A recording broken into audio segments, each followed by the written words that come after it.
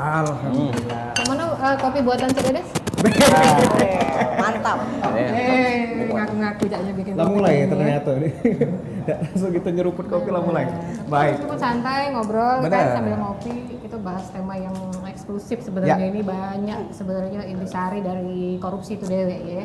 Benar. Nah ini tadi pemirsa sebelum iklan kita juga sudah nyinggung ini terkait dengan sosialisasi yang dilakukan oleh pihak kejaksaan ini terkait dengan apa namanya Korupsi. Nah korupsi terus juga melakukan pencegahan tadi. Ya. Lalu sudah diadu ke seminar-seminar dengan pihak pemerintahan. Nah mungkin dari Mbak Dian ada sosialisasi apa lagi yang sudah dilakukan oleh pihak kejaksaan?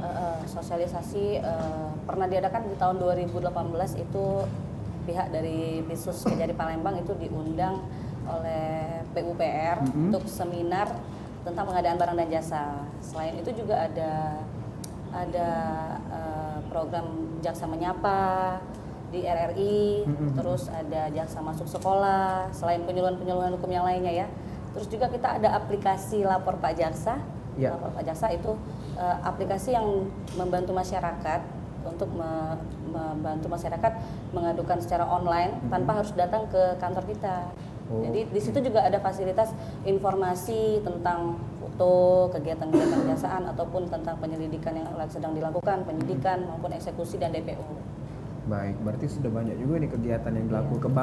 Bahkan ini ke sekolah-sekolah Iya, juga Jaksa sudah Masuk dilakukan. Sekolah tadi. Nah, jadi Dari siswa-siswi ini juga sudah diajarkan diajarkan. ya, Benar. mengenai korupsi dewe. Nah, ini tadi kalau sudah dijelaskan juga tadi sama Kak Adi ya, dijelaskan mengenai korupsi itu karena ada kesempatan tadi. Nah, ini mungkin dari pihak Kejari dewe adakah yang menjadi target khusus untuk pencegahan kasus korupsi ini? Karena kita tahu mungkin yang punya kesempatan lah yang bisa korupsi. Jadi memang dari sektor pencegahan itu mulai dari hulu ke hilir itu sangat diperlukan. Tetapi dari proses penindakan pun itu bisa kita lakukan pencegahan. Misalnya kita lakukan penindakan terhadap salah satu instansi, maka dari peristiwa pidana yang dilakukan kita berkoordinasi dengan instansi terkait. Kita lakukan kajian, kita lakukan pembedahan terkait dengan indikasi atau perbuatan-perbuatan yang dilakukan seperti itu sehingga itu menjadi perbaikan. Misalnya dalam konteks perencanaan, bagaimana perencanaan dibuat apabila itu terjadi maaf, bagaimana mengantisipasi dan lain sebagainya. Karena misalnya kerugian negara itu terjadi pada pekerjaan yang mengambil keuntungan yang begitu besar. Baik. Karena ketentuan sudah menjelaskan koefisien keuntungan sudah ditentukan dan cuma karena memang dari dasar hati memang untuk mencari keuntungan yang setinggi-tingginya sehingga mekanisme pelaksanaan itu dikesampingkan. Nah, salah satu pencegahan yang efektif adalah pengawasan. Masyarakat Transparansi Internasional menyatakan bahwa indeks prestasi kumulatif tingkat korupsi kita masih rendah sekali. Bahkan ini sudah dilakukan penindakan oleh kejaksaan, kepolisian, dan KPK sekalipun. OTT di mana-mana. Proses persidangan atau penindakan yang dilakukan oleh kejaksaan tentang waktu 2019 itu se-Indonesia sudah dilakukan kemana-mana. Namun tingkat korupsi itu masih sangat-sangat tinggi. Makanya konsep pencegahan itu kita sampaikan. Pencegahan dalam konteks pengawasan. Ya. Salah satunya adalah peran serta dari masyarakat untuk melakukan pengawasan terhadap pengelolaan negara yang dilakukan oleh pemerintah kota khususnya pada Kota Palembang. Tetapi yang kami tekankan adalah pengawasan bukan hanya pada pengelolaan keuangan negara, tetapi juga pengawasan kepada aparatur penegak hukum, termasuk kejaksaan. Kami mohon agar mekanisme pelaksanaan yang dilakukan oleh pihak kejaksaan, terutama Kejari Palembang, untuk dilakukan pengawasan oleh masyarakat itu sendiri. Oke, berarti ini dari pihak kejaksaan dewe kesulitan ataupun lebih sulit melakukan pencegahan kah atau lebih sulit ini melakukan penindakan ini? Kalau penindakan itu kesannya mudah karena memang kewenangan kita untuk menguraikan unsur-unsur yang kita sangkakan kepada si pelaku tindak pidana korupsi. itu memang sudah ada prosedur. Cuma memang untuk pencegahan pemerintah sudah menawarkan konsep sebenarnya berdasarkan PP nomor 43 tahun 2018 tentang peran serta masyarakat untuk ikut ambil bagian dalam pengawasan tindak pidana korupsi seperti yang kita sudah diskusikan sebelum-sebelumnya. Ada bentuk reward dari kepada masyarakat terkait dengan laporan-laporan tindak pidana korupsi. Nah, pencegahan itu memang dilakukan oleh semua lini, ya, masyarakat, stakeholder, penegak hukum dan lain sebagainya. Para ahli berpendapat memang pencegahan adalah salah satu bentuk efektif untuk meminimalisir ya terjadinya perbuatan tindak pidana korupsi atau KKN. Baik. Lantas dari segi pencegahan tadi masyarakat juga bisa ini cari untuk ngelapor ke pihak berwajib lah ya. Dari pihak kejaksaan juga lah sudah ada aplikasi lapor jaksa, mungkin bisa juga melalui aplikasi itu kan ya. Nah, tapi hati-hati jangan basing-basing lapor. Itu tuh justru kita yang terbuang. Itu sebagai masyarakat umum awam ya kan. Bener. Mungkin pertanyaannya ke Kak Hendy. Nah ini mungkin ada hal-hal yang harus diperhatikan sebagai masyarakat Cak atau Kak Andi tadi, kita sebagai pengawas juga terhadap aparat penegak hukum dalam menegakkan keadilan dari kasus korupsi DW. Ini mungkin ada hal-hal yang harus diperhatikan oleh masyarakat sebelum ngelapor ada kasus korupsi yang mencurigakan. Mungkin apa nih detailnya apa nih Kak?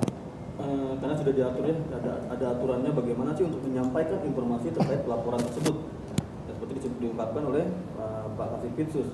Jadi untuk memberikan laporan terkait tindak pidana korupsi memang tidak bisa istilahnya kalau orang Palembang sudah bisa sebasingan, tidak bisa asal-asalan saja gitu. Makanya harus diperhatikan bahwa benar enggak bahwa memang ini terindikasi tindak pidana korupsi, kan?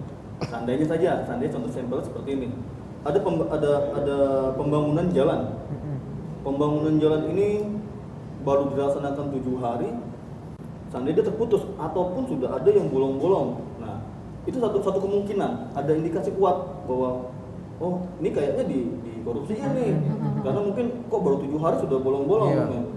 Nah itu bisa, silakan diambil fotonya, divideokan, lalu buatkan laporannya, lampirkan identitas sebagai pelapor, lapor melalui aplikasi kami, lapor Pajaksa, atau kirim ke kantor Kejaksaan Negeri Palembang.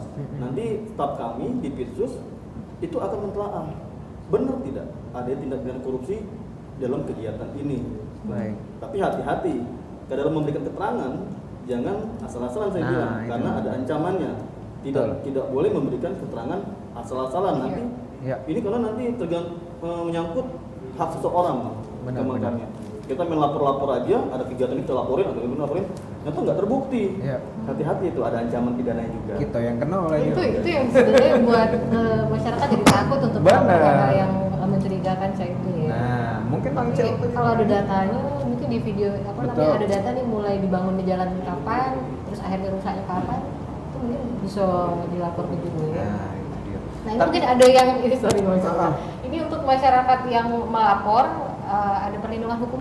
Ada, jadi masyarakat tidak perlu khawatir untuk melaporkan, meskipun tadi disampaikan bahwa jangan asal-asalan untuk melapor.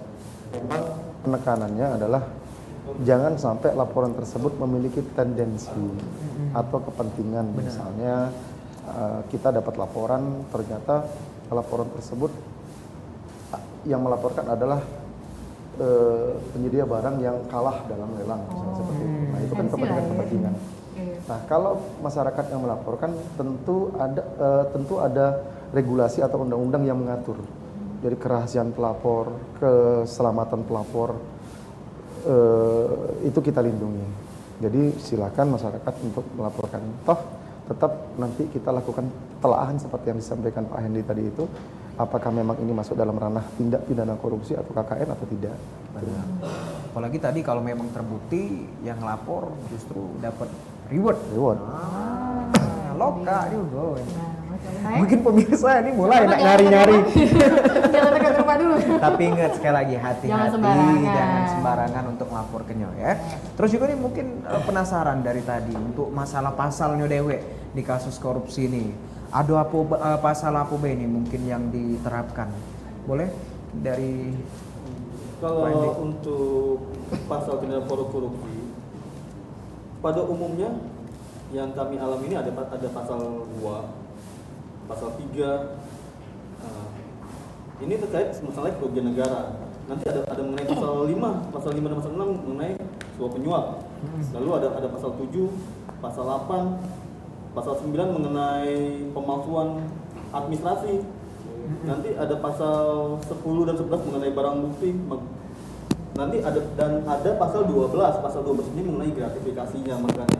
Tapi pada umumnya kalau yang lagi marak nih di kejaksaan ini pasal 2, 3 dan pasal 9. Karena kenapa? Disitulah banyak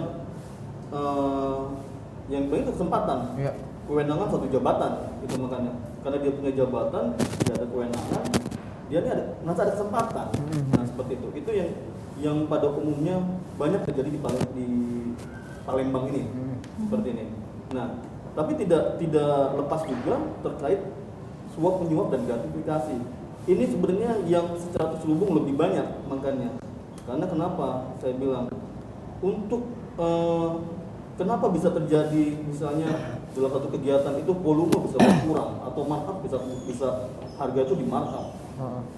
Kalau saya pribadi mengidentifikasi ini ada pungli sepertinya, ada gratifikasi. Kenapa ini bisa terjadi? Betul. Kenapa pihak tersebut yang mengerjakan kegiatan tersebut? Oke. Kalau saya pribadi seperti itu. Ya, jadi tadi sudah disebutkan ada pasal 2, 3, bahkan 5, 6 dan seterusnya. Nah, dari pasal-pasal tadi bisa menimbulkan efek jerah nggak sih kepada pelaku korupsi? Itu kayak mana? Seharusnya karena ini ada ancaman pidana dan perlu diingat, tindak pidana korupsi ancaman paling maksimalnya adalah ancaman mati. Dalam keadaan kondisi tertentu dia melakukan tindak pidana korupsi. Seharusnya ketika pelaku tindak pidana korupsi berpikir ke arah situ, dia harusnya merasa jerah, dia merasa takut, merasa was-was. Kalau dia nggak merasa was-was, merasa nggak takut, berarti memang sudah kebangetan pelaku itu. Karena seperti itu, ancaman mati loh tindak pidana korupsi ini. Itu yang perlu diperhatikan, seperti itu. Baik. Hukuman Tapi mati ya? itu hukuman mati untuk tindak korupsi. Tapi dari masyarakat dewe ini kebanyakan ya, menilai justru kadang kan yang korupsinya besar, tapi dihukum masih ringan-ringan. Baik, itu kenapa bisa terjadi yang kayak itu? Sedangkan kan sudah dijelaskan tadi, bahkan korupsi itu bisa mengarah ke hukuman mati. Nah itu cak mana bisa terjadinya? Tapi kita tahan dulu kayaknya Cak Dedes nak iklan ya. Kita lanjut ngopi lagi. Lanjut. Jangan kemana-mana, tetap bersama kami di Halo Palembang.